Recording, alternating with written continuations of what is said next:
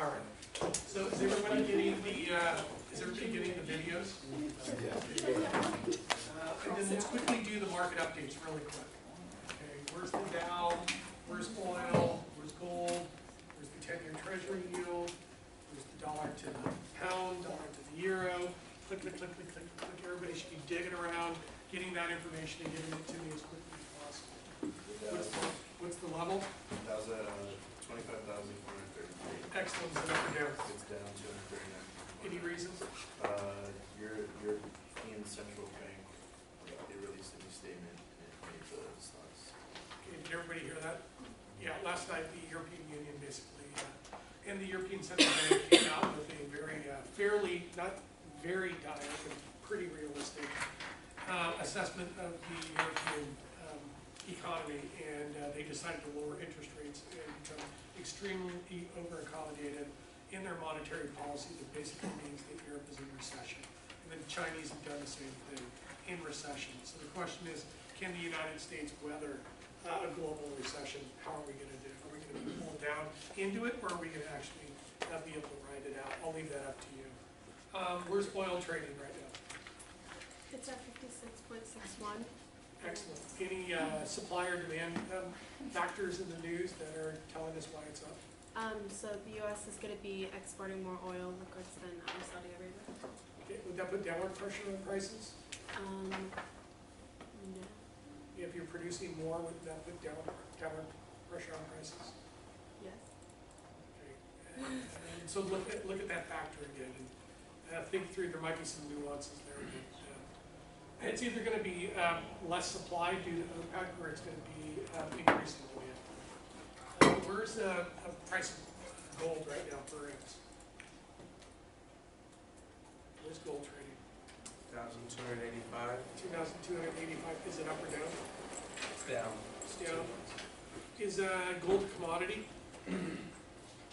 Is gold a commodity? Yes. Does it track inflation? And if gold is prices are going down, what does that tell you about inflation and inflation expectations? Are they going up or down?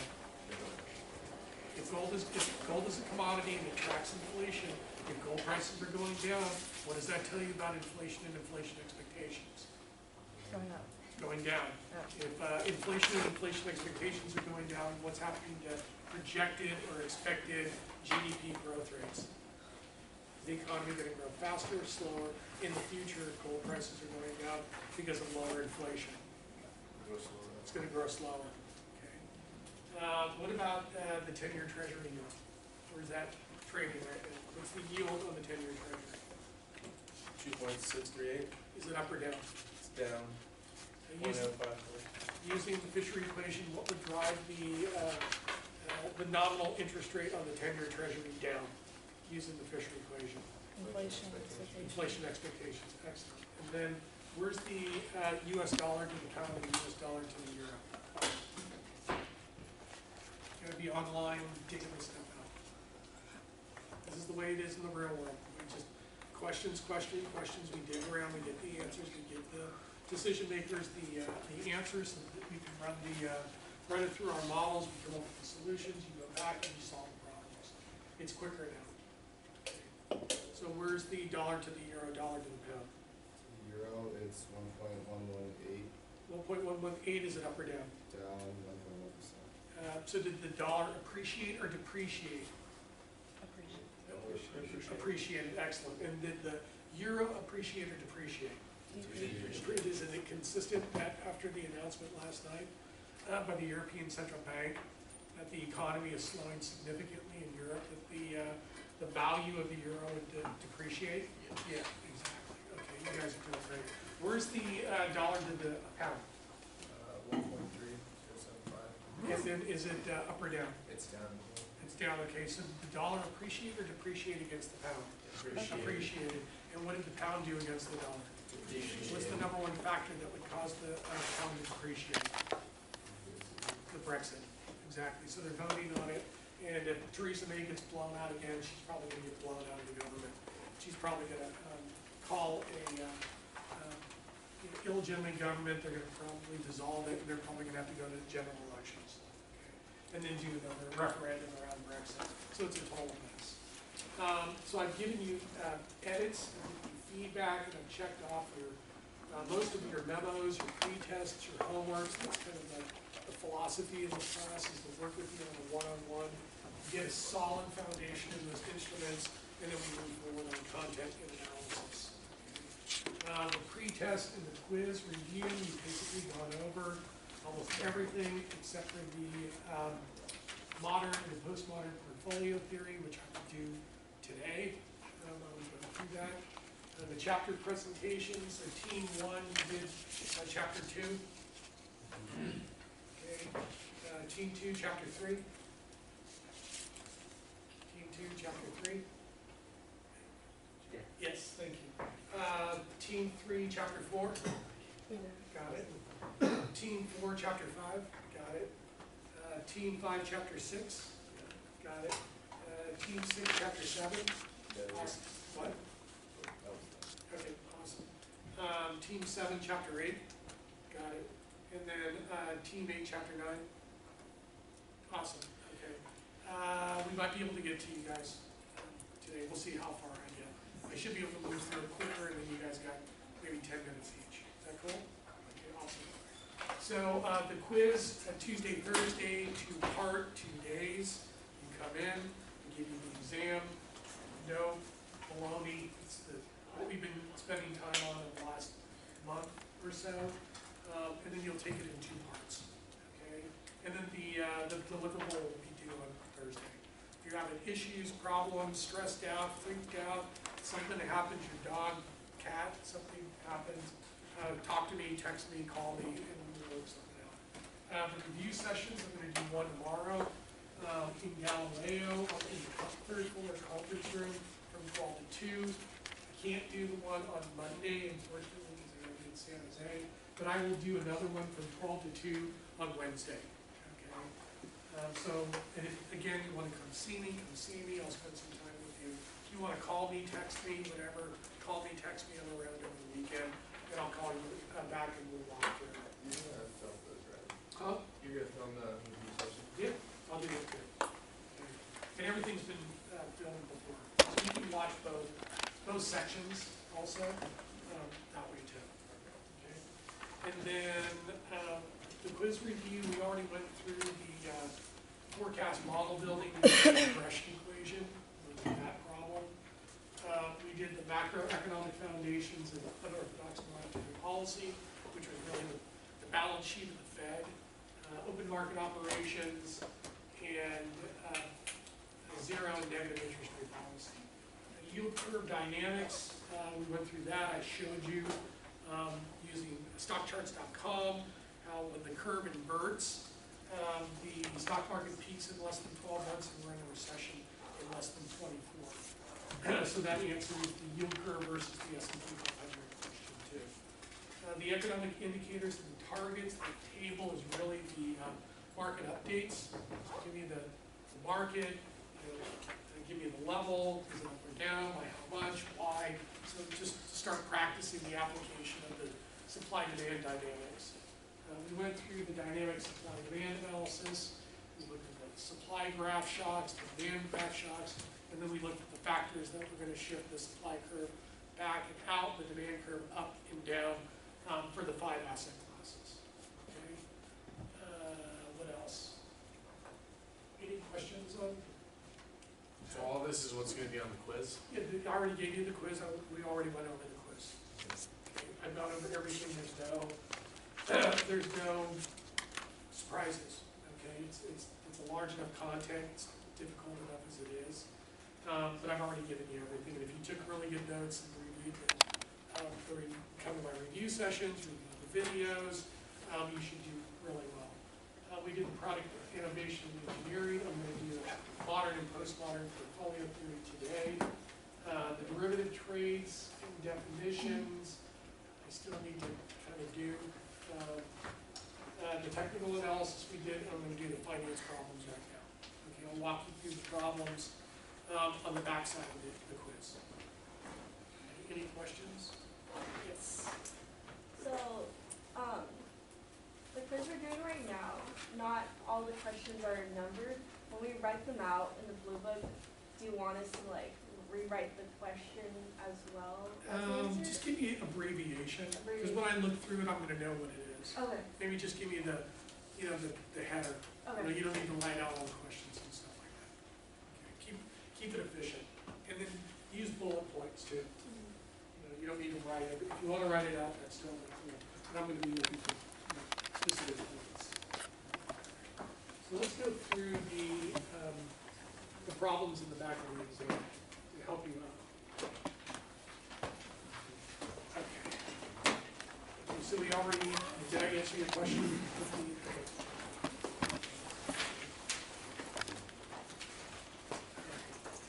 So let's do first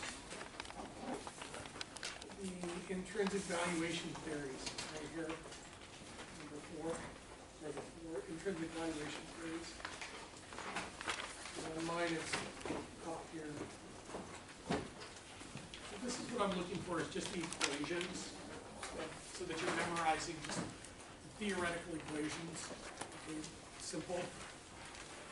So here, for the perpetuity model, you got cash flow CFO T plus 1 divided by I, which is the discount rate or the expected rate of return or the cost of capital. That's going to give you the value using the perpetuity model. Okay.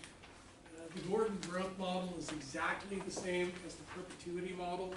You just add the minus G, and you get the value using the Gordon growth model. Again, the assumption is that the cash flows are going to grow at a constant rate. Okay. And these are the two we're going to use going forward when we get into the midterm stuff to calculate the terminal values. Okay. And then over here, we're using the same next year's cash flow times next year's multiple is going to give you the value using the multiple approach. Okay. And then I'll take this equation for the discounted cash flow. There's two ways of doing it. So I'm using a 2-period model here.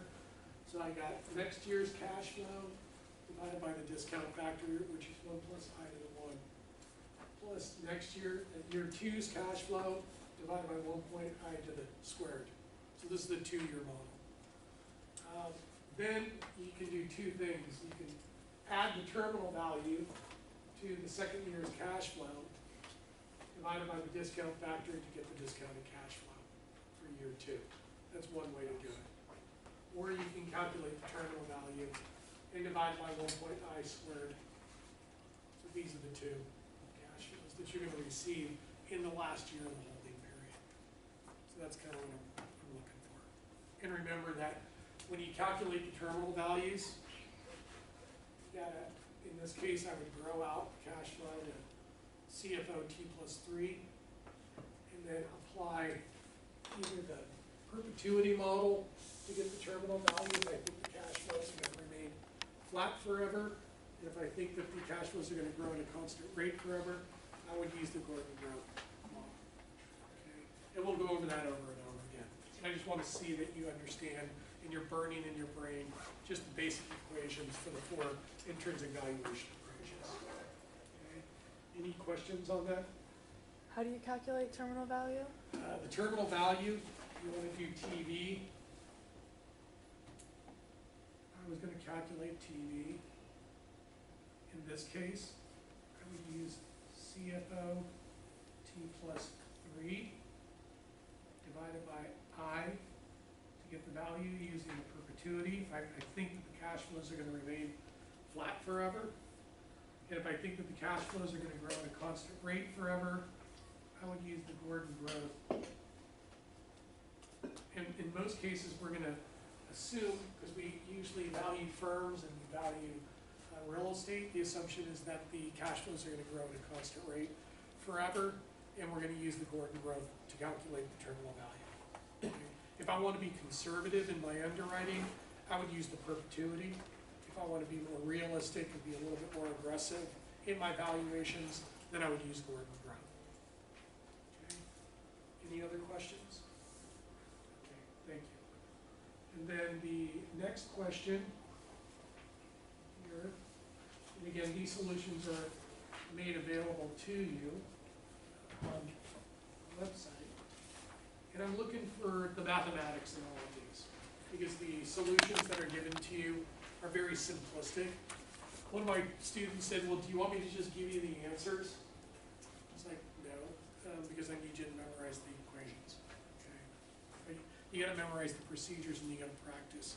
So as you were doing the homeworks and as you were doing the problem set, you should have been working through everything and memorizing the procedures the correct way, as opposed to struggling to figure out how to do it. I gave you the solution so you could learn how to do it the right way, and then you just do a bunch of them, you know, until it just becomes rote, becomes natural.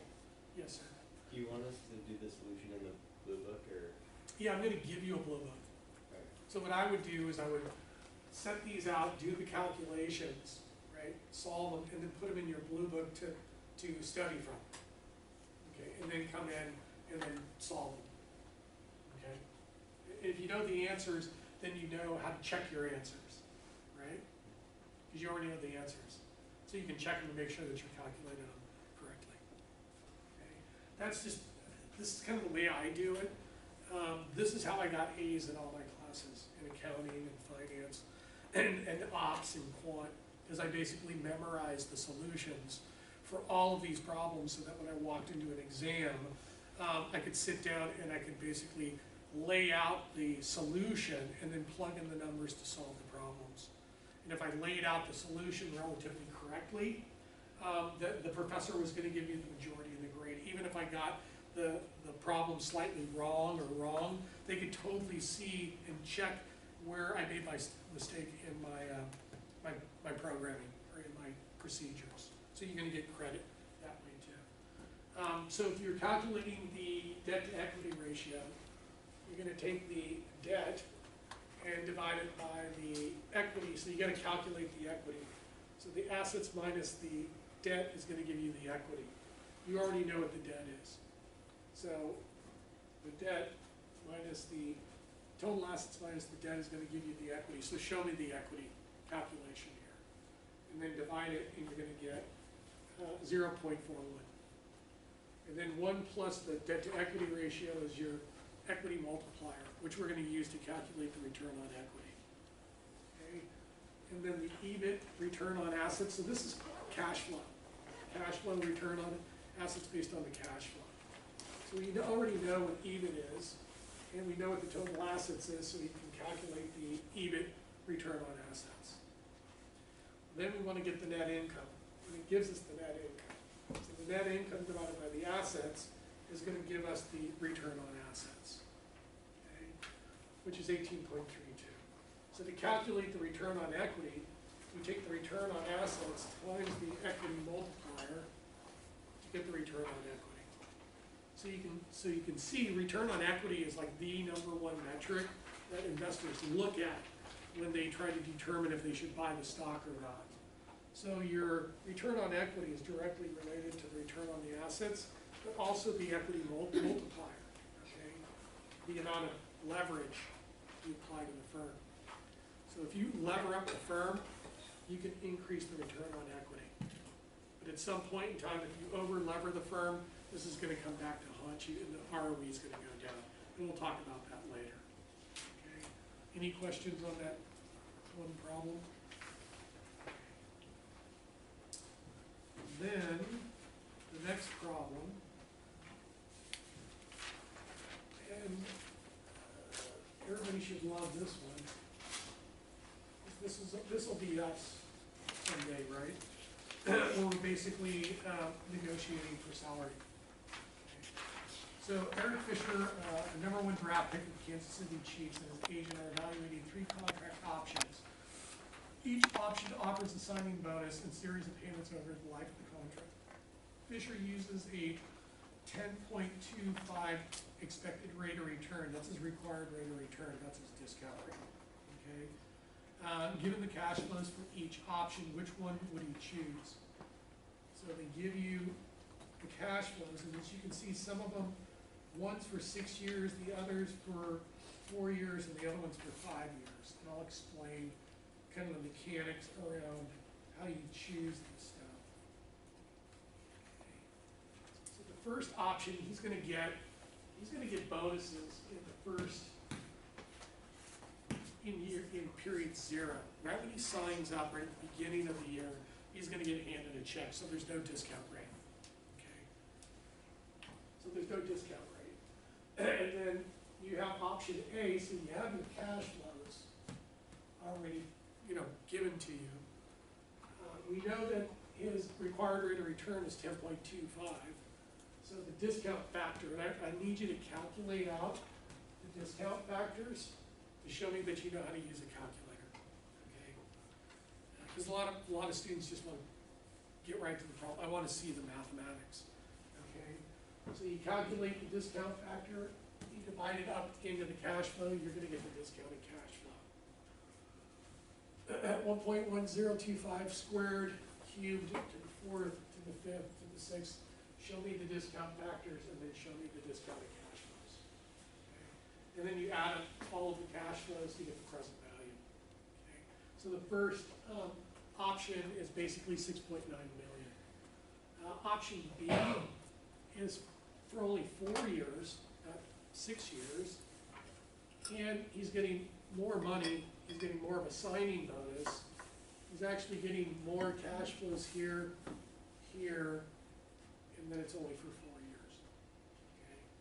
So again, show me the discount factors, give me the discounted cash flows, add them up, and the present value of this second option is basically almost 7 million. So it's actually better than this one. So he's getting more money in a shorter period of time. That's awesome, right? Because the problem is when you go out 2 more years, these discount factors get really big and discount your cash flows even further, okay? So you always want to get as much money as you can up front and in the earlier periods of the pro forma or the periods, okay? Because the discount factors are smaller up front. And then option C, as you can see, he's getting more of a signing bonus, which is huge.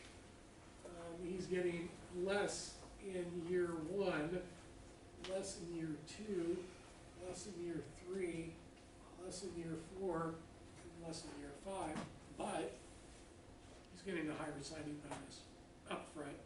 So that's going to impact the present value the most. So option C is his best option. Give me the money. Give me more up front and more in the earlier periods. Okay, all right. Any questions on that? Second one was similar. Got it. Tyrant Owens, a professional athlete, currently has a contract that will pay him a large amount in the first year of his contract and smaller amounts thereafter. He and his agent have asked the team to restructure the contract. The team, though reluctant, obliged. Tyrant and his agent came up with a counter offer. What are the present values of each of these alternatives below using a 14% discount rate? Which of the 3 has the highest present value? Now you gotta love his current contract was actually pretty good, wasn't it? Yeah, he got like $8 million in his first year, and then he went back to renegotiate with the team, and they totally hosed him. They said, no, we'll give you a little bit more in year 2, 3 and 4, but we're going to give you significantly less in the first year, like half what you got in your original contract. And obviously, me as the agent went back and said, no, we're going to counter offer you. So here's the present value of the current contract. Again, show me the discount factors and then calculate the discounted cash flows, add them up to get the present value. So the current contract is worth about 12.8 million. The team's offer, since they, totally took advantage of them here, the present value only came out to be 11.4, which was less than the current contract. So we went back and we countered them. We said, we'll take more, in year 1, but we want significantly more in year 2, and we want more in year 3 and more in year 4. So we're basically giving up, the first year, but we're asking for more in the prior years. If you calculate the discount offers, discount the cash flows, add up the discounted cash flows to get the present value, the present value of the counter offer is worth 14.5, which is significantly higher than the team's offer and higher than his current contract, so both are better off in the negotiations. Okay. And a lot of these types of calculations are used by attorneys, okay, that represent these agents. This stuff is used in environmental negotiations, it's used in real estate negotiations. The finance is used all over the place. All right, so let's do the next one. Given the following information from Capstone Corp, what price would CapM predict that the company's stock will trade for 1 year from today, assuming that the risk-free rate is 3% and that the market risk premium is 8%? They give you the beta, they give you the current stock price, and they give you the annual dividend. So the first thing you need to do is to calculate the CapM.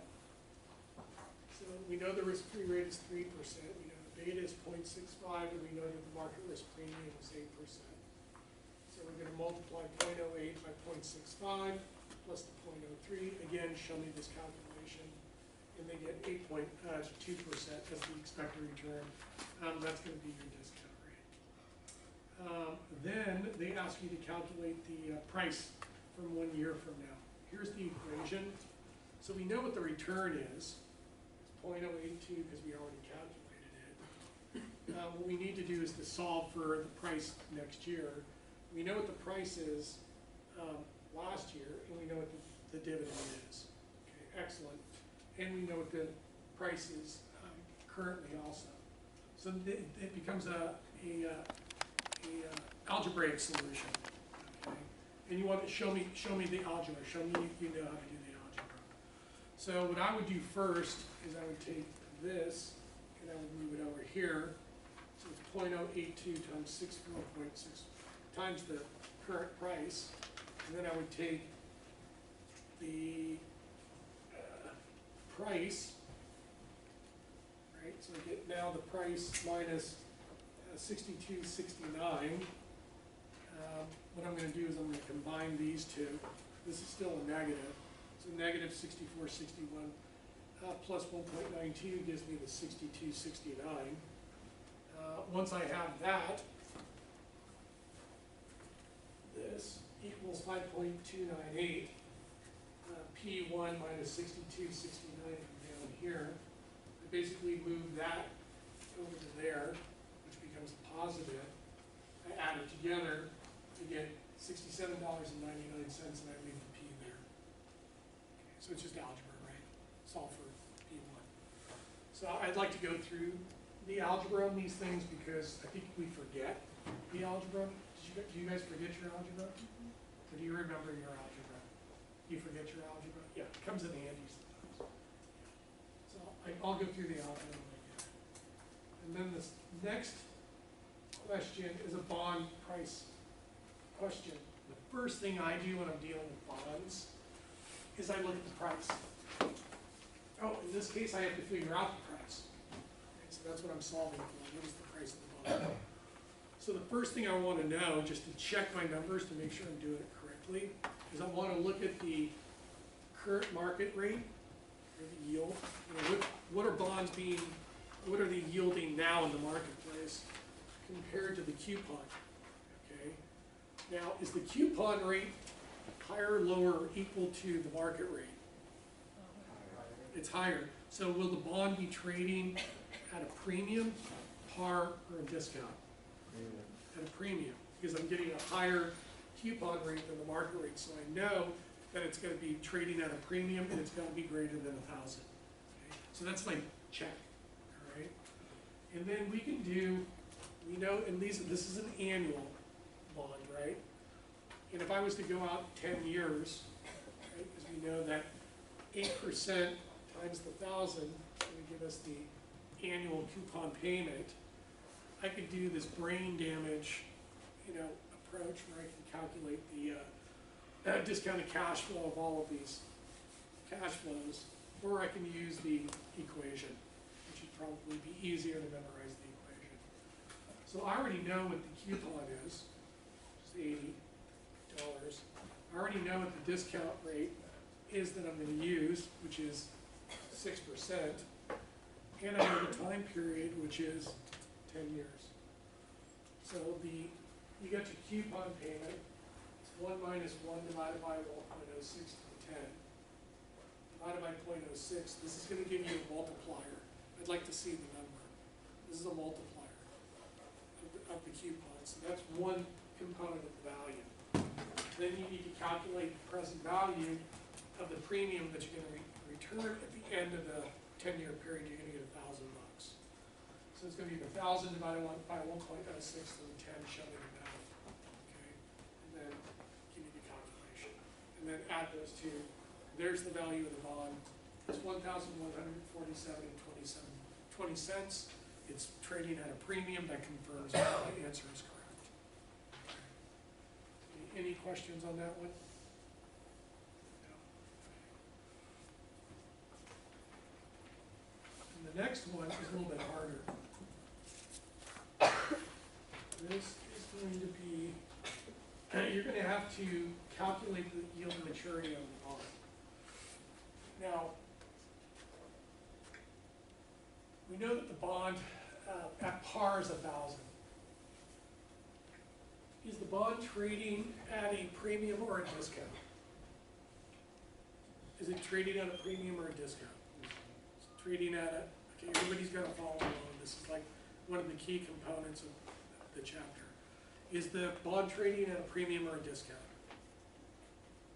I'm not hearing anybody.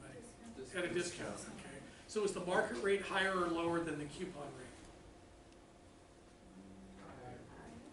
The market rate is higher, okay. So that's why it's trading at a discount. So what does the market rate have to be? It has to be higher than the coupon rate, exactly. And what's the coupon rate? 6%. So the yield to maturity on the bond's gotta be 8 or 10%. Right? So what I can do is I can rerun it using the prior equation at 8 and 10% and see what I get. Okay. So as I take up the discount rate, as I take up the market rate, the value of the bond's going down, and once I reach that discount rate that equals the price of the bond, that's my yield to maturity. So as I take it up, it goes down. Once I get that discount rate that equals the price, that's my yield to maturity. Okay, all right. So how many periods are we using? Well, it's a 4-year bond. It's paid semi-annually, so there's 8 periods. The coupon rate is 6% on an annual basis. I got to divide it by 2 to get 3%. The semi-annual coupon is going to be the 6% divided by 2, which is 3 times 1,000. 3%, sorry, 0.3 or 30% times the 1,000. I'm going to get a $30 coupon payment. I need to solve for the maturity. I know it's trading at a discount. They're saying, okay, you know, try using 10%, or you're going to use 5%, right? Because it's semi-annual. So if you go back and you use this equation, I can interpolate what the yield to maturity is. So this would be 30, right? And what was the, how many periods were there? 8. So that would be 8. And then what I'm doing is I'm solving, right, for this. So I'm going to take this up to, what we're using, 4%, right? Or I was using 5%, right, to move it up. So what I'm doing is I'm basically, once I plug this in, this is going to stay the same. The only thing that changes are the periods and the discount rates. As I ratchet it up, the value of the bond goes down. And once the value of the bond that's kicked out matches the price, then this is going to tell me the yield to maturity. So if you could show me the calculation, you could either use the 10%, I don't care. I just want to know that you know how to, one, when they're asking you what the yield to maturity on the bond is, that you know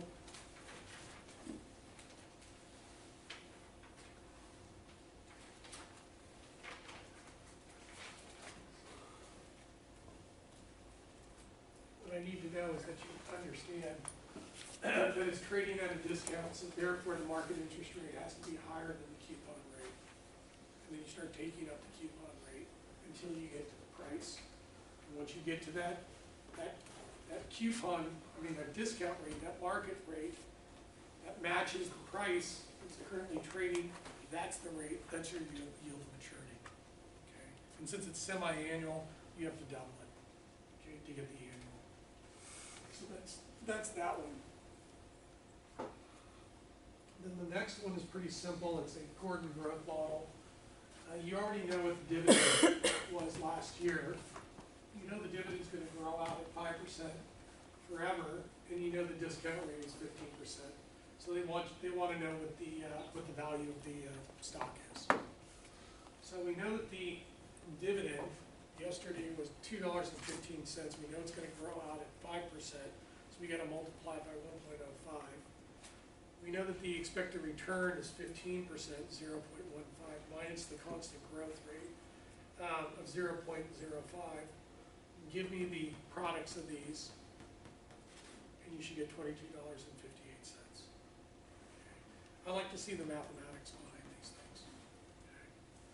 That's pretty simple. And then the next one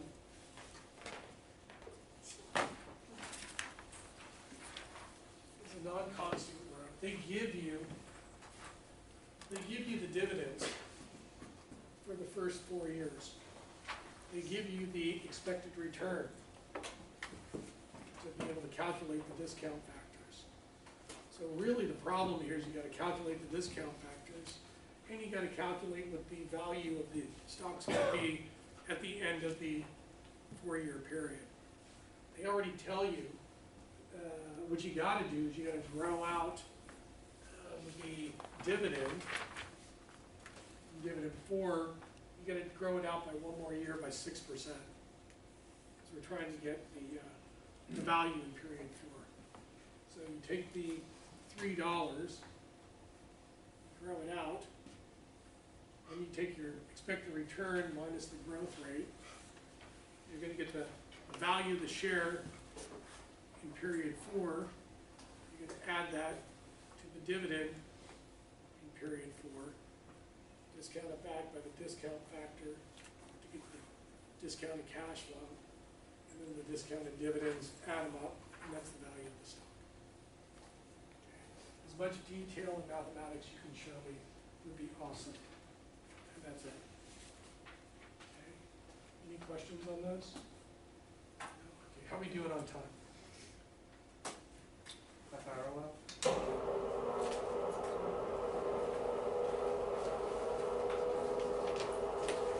We might have to do the presentations after. Thank you. What I want to do now is I want to go over and finish the last problem that we didn't get to on the exam, which is modern and postmodern portfolio theory. Okay. And I'm going to go, I already wrote it out, but I'm going to go through it again, and you should write it out at the same time, okay, as I go through. Okay, I'll show you how to do it. There's a technique to writing this out. I'm going to go directly to this. This is the problem that most people have the hardest time with. This is in the technical analysis. We seem to do really well on the dynamic supply-demand analysis. They do pretty good on that. And then the financial engineering and innovation, they do pretty good on that. The macroeconomic foundations, the yield curve dynamics, the yield curves, the economic indicators, they do a really good job on. This is the one where they have the hardest time. Okay? So you need to follow me on this. And this is how I would do it. Okay? Make it easy on yourself. First thing I would do is I would draw out, do the outline of the graph. Right here. Modern and postmodern portfolio. And then what I would do is I would do the portfolio standard deviation right here. And I would do the expected return on the portfolio right there. That's the first thing I would do. some setting up the graph, okay? Then the next thing that I would do is right here, and I would draw out this line right here. Just like that, from the origin, okay? And this line right here coming out from here is called the capital allocation line, the CAL.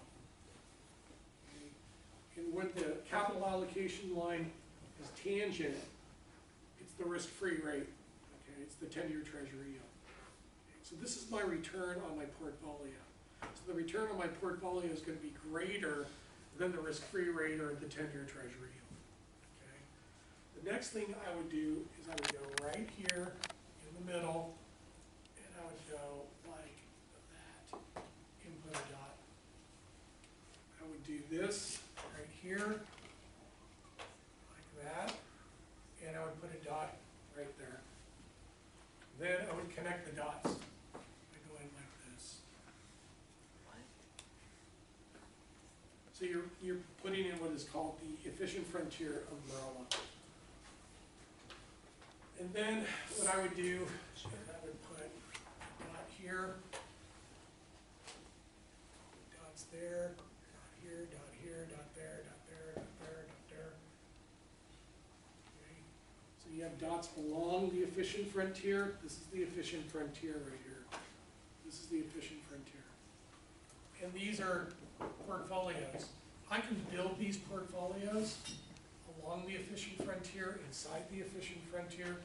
I can go into the marketplace and I can pull together assets in the marketplace and I can construct portfolios, feasible portfolios. Okay. The next thing I would do is go like this. Then right here, I would do this line here, and do here, and then go like this, and then like that. U1, U2, U3. These are called utility curves. Okay. Now, would you want a portfolio up here? Would you want this portfolio right here? No. Would you want that portfolio? No. Why not? High return, low risk. Would you want this portfolio right here? High return, low risk? Yeah. Yeah, there's no portfolios out there. Okay, you can't do it. There's nothing out there that will do that for you. So what the institutional investors, the risk-averse investors need to do is they need to lower their utility, okay? Until they get to the point where the utility curve, the capital allocation line, and the efficient frontier are all tangent to each other. At that point, that is the market basket. That's the portfolio. That's the best portfolio from a return to risk standpoint for the investor. Okay, they're happy. Okay, and you've heard of exchange traded funds and mutual funds. That's basically what you're doing. Is you're providing these portfolios to the investors. Okay, so this is the optimal portfolio right here, and the portfolios are allocated between stocks and bonds and real estate and other assets. This is a multi-asset portfolio construction, okay, multi-asset portfolio. So what I can do is I can, if I'm an investor and I say, you know, I'm willing to take risk for higher rates of return, what I'm going to do is I'm going to sell off my bonds. Sorry, this portfolio right there is 100% stocks. And then this portfolio down here is 100% bonds. And what you should do is put in the lines, put in these dots, and say expect a return on bonds, standard deviation on bonds. For this portfolio here, the optimal portfolio, put the dots in here, put the standard deviation of the portfolio, this is the best one, and this is the expected return right there. And then this portfolio right here is 100% stocks. So this one's going to give me a higher expected return, but it's also going to be of higher risk. So I got, right now, it's just a stock bond portfolio. Okay, and then what I'll do is I'll start adding other assets in there a little bit later. So I'm an investor, I'm willing to take on risk, I want a higher rate of return. I'm gonna increase my allocation to stocks, and I'm gonna decrease my allocation to bonds. I'm an investor, I don't want risk, and I'm willing to take a lower rate of return. So I'm gonna sell off my bonds, and I'm gonna increase the purchase of bonds in my portfolio. So I'm reducing my allocation to stocks, increasing my allocation to bonds.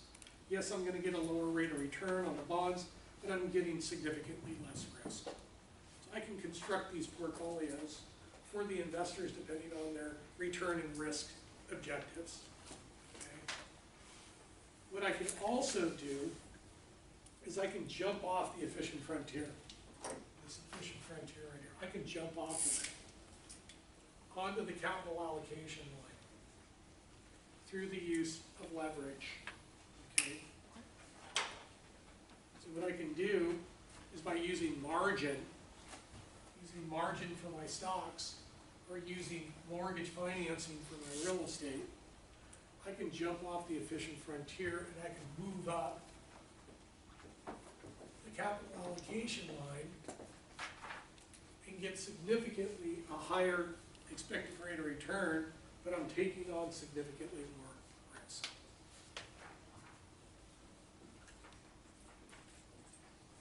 And the rates of return on leveraged portfolios are more volatile too. Okay, so they're more volatile, that's why they're more risky. So developers and speculative investors can do that. But there are conservative investors too, such as banks. Banks are willing to take significantly less return for significantly less return. So what they can do is they can jump off the efficient frontier, also move down the capital allocation line through the process of lending. So I'm a brokerage firm, I let you margin. I got $100,000 to buy Apple, you're gonna lend me $100,000 at 9%. I can now buy $200,000 of Apple stock. If I'm right, my return on equity goes through the roof. If I'm wrong, my return on equity goes down exponentially. If I'm a real estate investor, I put up 30% of the equity, I borrow 70% from the bank. If the price of the property goes up, my rate of return goes up exponentially. If the price of the property goes down, my rate of return goes down exponentially. So the use of leverage creates exponential, it's a two-edged sword. It's great when things go well, it sucks when things go bad. The bank also, and the brokerage firm, if things start to go bad and you don't make your margin payment, the brokerage firm will sell off your stock to pay back the loan. If you default on your mortgage, the bank's going to foreclose on your property, they're going to take it, liquidate it to pay off the loan. Okay. The next thing is, what is the allocations? What are the historical market baskets look like historically? Okay. Between the 1950s and 1970s, when we were building and constructing these portfolios on behalf of institutional and individual accounts, there was only two asset classes available to us. There was bonds and there was stocks. Target allocation was 70% bonds, 30% stock. In the 1980s and the 1990s, a company called Ibbotson & Associate did the analytics around this portfolio theory, and basically said that institutional investors need at least 10% of their portfolios allocated to direct private equity real estate. Why would they invest in real estate? Because real estate returns have low, no, and negative correlation with stocks and bond returns.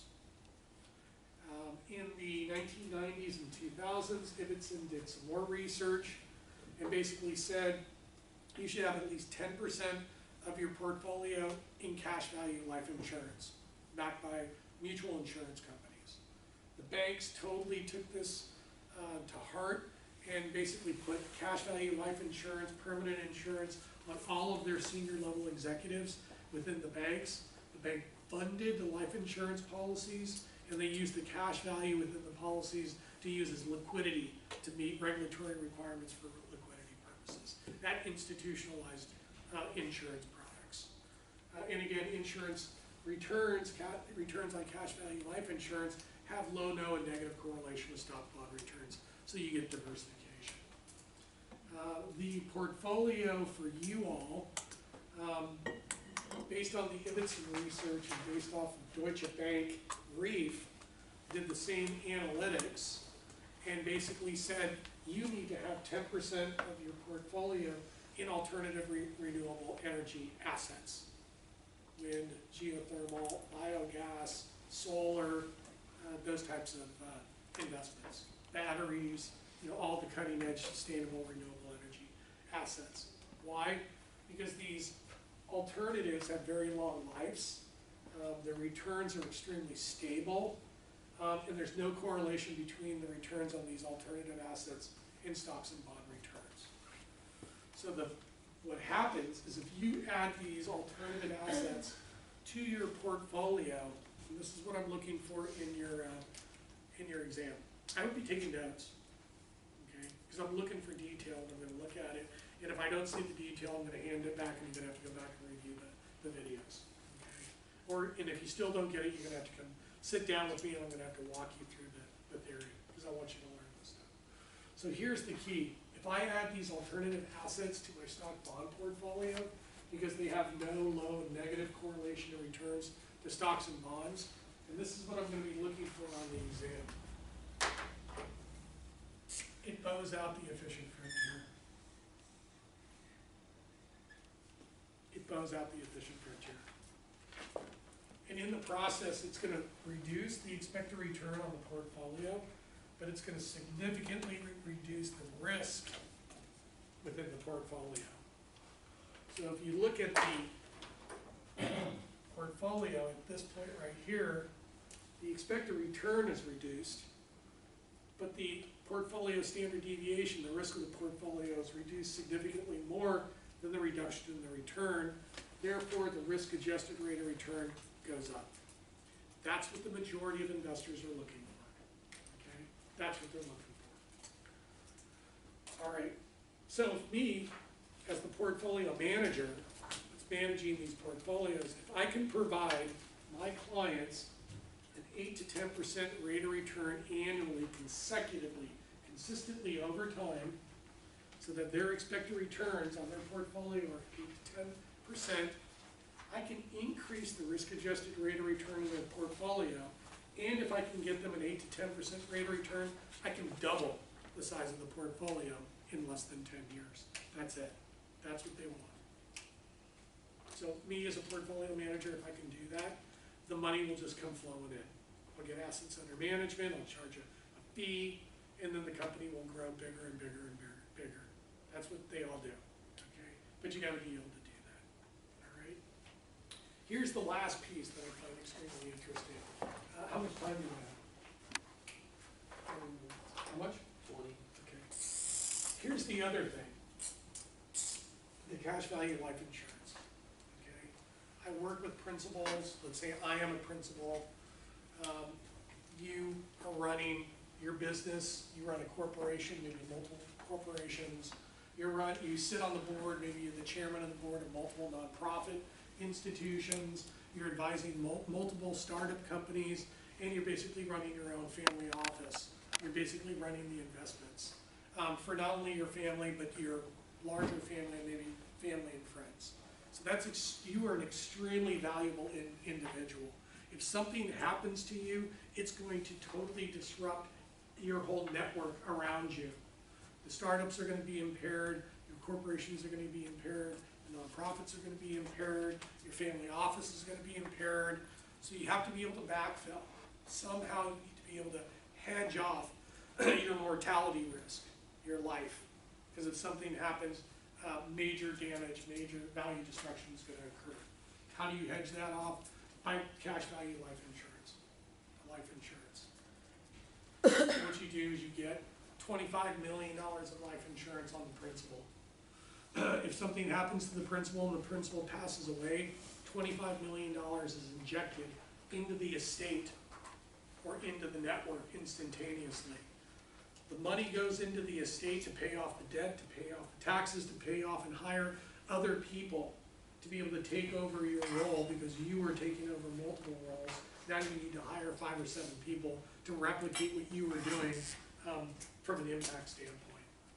The money goes into the estate, and this is what I think is really cool, is that the return on the estate is gonna spike, and the beneficiaries of the estate are gonna end up on a higher utility curve, which is where you wanted to be in the beginning.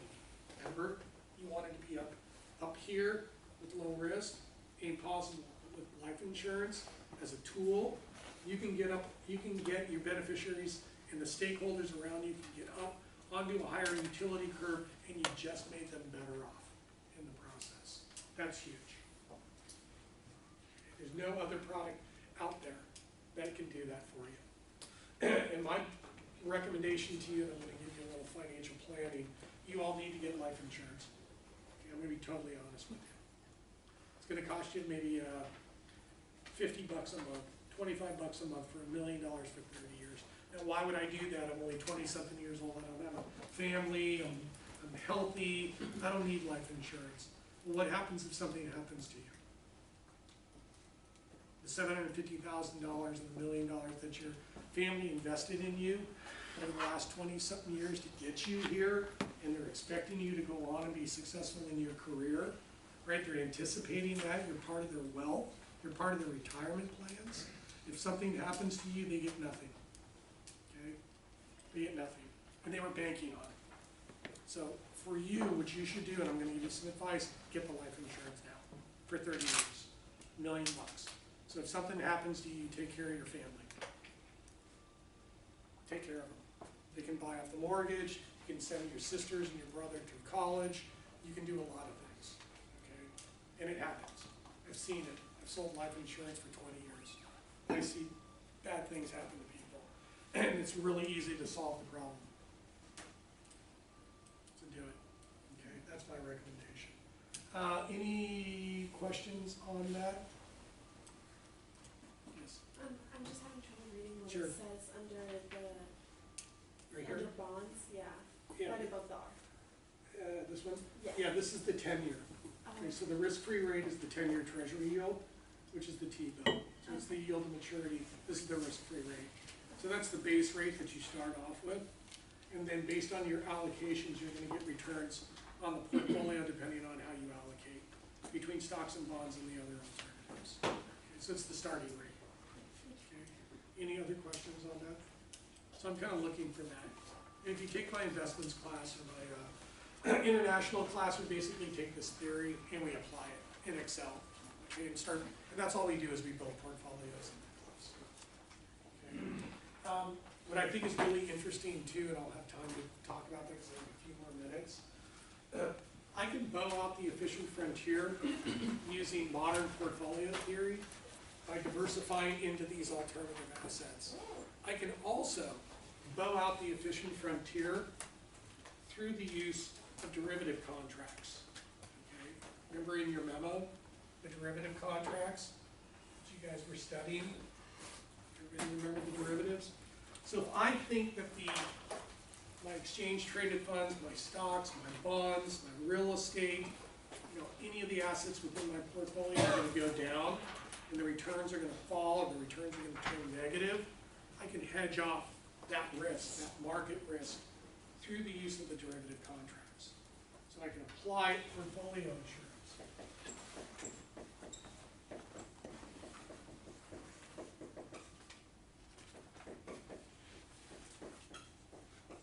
Through the use of financial engineering.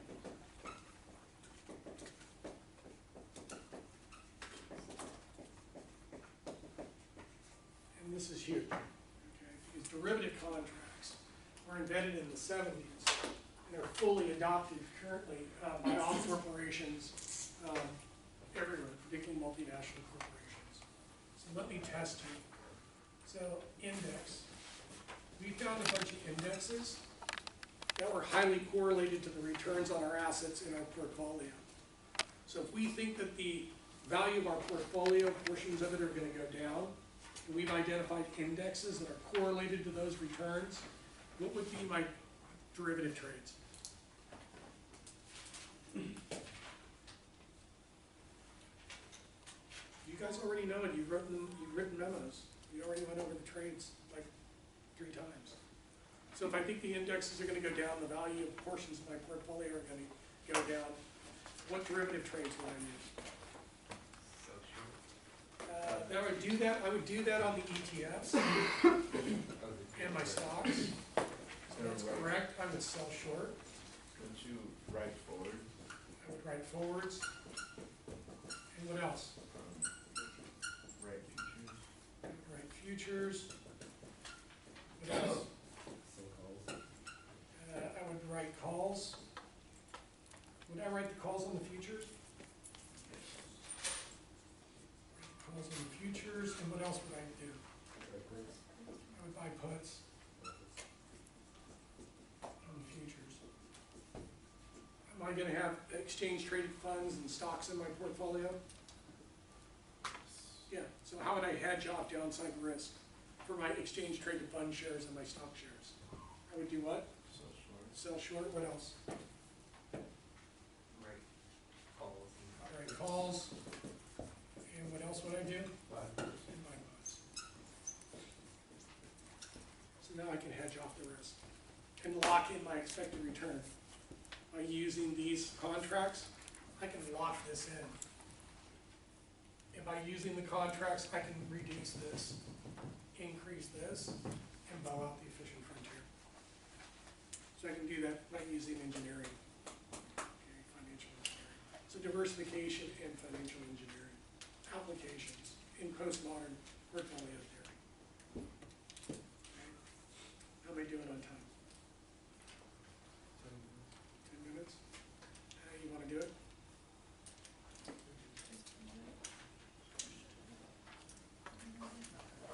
10 minutes? 5 minutes, 8 minutes? How long is it gonna take you? Okay. Yeah, thanks. Okay, anybody while they're loading up, I think they're gonna spend like 5 minutes. Do you wanna take a picture of that? Take a picture of that? That's what I'm looking for. Okay. Can you remember that stuff? What the students do is the utility curves are up here, and the efficient frontier is down here. They don't connect. They're not tangent. That's what they do. And they forget to bow out the efficient frontier. That's exactly what I'm looking for. It's a test of attention to detail. Okay, it's the number one thing that's on every job description is attention to detail. That's why when I review your memos, I'm looking for the periods, the capitalization, the spacing, the margins, grammar, all of that stuff. Yeah.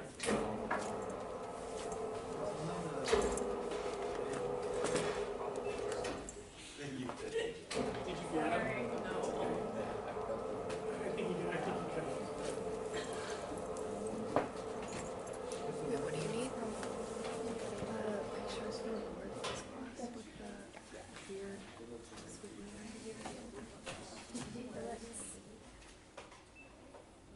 Oh, I didn't get the one of the graph. All I got was. Okay, so this is chapter 8, I'm Olivia, and Katie, and Sam. So, market for corporate bonds, so the value of corporate bonds in the US is $9.7 trillion in 2016.